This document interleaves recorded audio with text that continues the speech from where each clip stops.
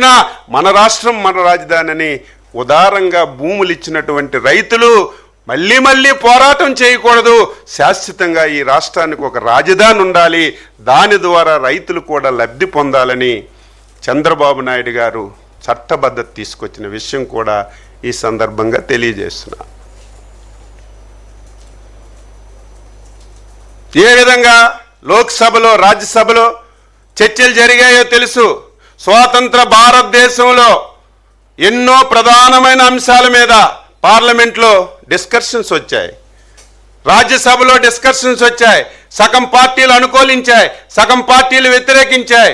First time Kashmir నుంచి కన్యాకుమారి వరకు అన్ని పార్టీలు అమరావతికి మద్దతు తెలిపి ఏకైక రాజధాని అమరావతిని చట్టం చేసిన విషయం తెలుసు.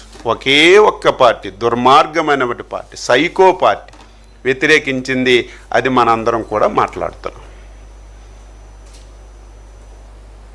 ఇది ఆంధ్రప్రదేశ్లో ఎన్డీఏ పార్టీలకి చంద్రబాబు నాయుడు గారికి మంచి పేరు వస్తుంది.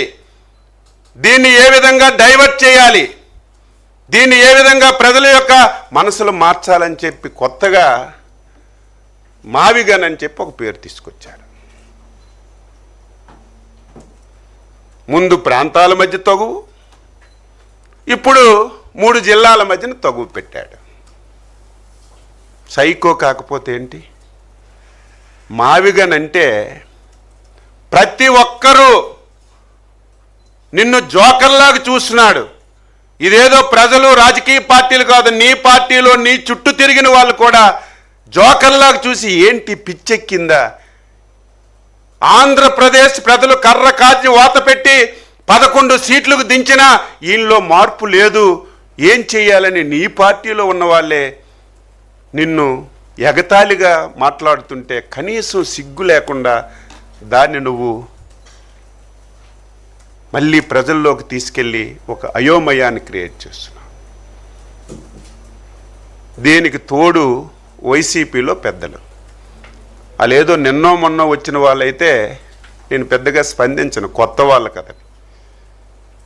పిసిసి ప్రెసిడెంట్లు చేసిన వాళ్ళు, ఈ రాష్ట్రంలో పెద్ద పెద్ద మంత్రి పదవులు చేసిన వాళ్ళు, రేపు మేము అధికారంలోకి వస్తే ఈ చట్టాన్ని మార్చేస్తామని చెప్పి మాట్లాడుతున్నారు. నేను నిన్నటి వరకు జగన్మోహన్ రెడ్డి పిచ్చోడు అనుకున్నాను.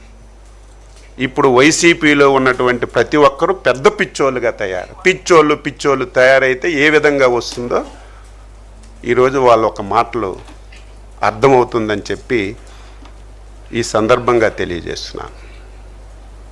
అంటే ఒక మనిషి ప్రవర్తన ఏ విధంగా ఉంటుందో ఆంధ్రప్రదేశ్ ప్రజలు విజ్ఞతతో ఆలోచించవలసిన అవసరం ఉంది. నిమిషానికి ఒక మాట, పూటకు ఒక మాట, పదవి గురించి, అధికారం గురించి ఎవరిని విడిచిపెట్టలేదు. నేను అడిగింది ఎక్కడైనా తప్పు ఉందా చెప్పండి, ఆన్సర్. నీ తండ్రి చచ్చిపోయినప్పుడు ఎక్కడున్నావు నువ్వు? తండ్రి బయటపడకముందే నువ్వెందుకు సంతకాలు పెట్టావు? నీ బాబాయ్ ఎలాగ చనిపోయాడు మీరు చూడండి ఒక్కసారి. రాజశేఖర్ రెడ్డి చనిపోవడం కానీ, వివేకానంద చచ్చిపోవడం కానీ ఒకే ఒక్క ఆయన లాభం పొందాడు. ఎవరు? జగన్మోహన్ రెడ్డి ఒక్కలే తప్ప లాభం పొందిన వాళ్ళు ఒక్కలున్నారా? రాజశేఖర్ రెడ్డి చనిపోతే అయ్యో తండ్రి చనిపోయాడని సింపతి సంపాదించావు.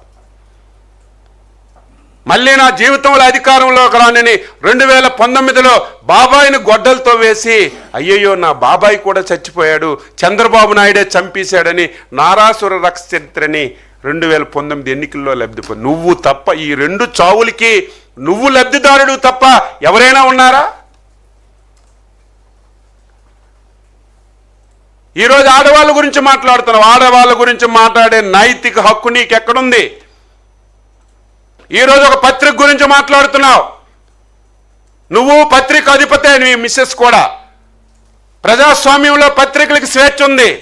నీలాగా అక్రమ డబ్బుతో, అవినీతి డబ్బుతో తండ్రి అధికారాన్ని అడ్డం పెట్టుకొని ఈరోజు రాధాకృష్ణ గారు పత్రిక పెట్టలేదు. జర్నలిజంలో పుట్టాడు ఆయన, పాత్రికేయుడిగా పని ప్రారంభించాడు, అంచెలంచెలుగా ఎదిగి ఒక పత్రిక పెట్టుకున్నాడు. ఆయన ఈ రాష్ట్రంలో జరుగుతున్న వాస్తవాలు గట్టిగా ఒక్కానించి ప్రజలకు చైతన్యపరచాలని చెప్పారు. నీకు నచ్చలేదు, ఆ మాటలు నీకు నచ్చకపోవచ్చు,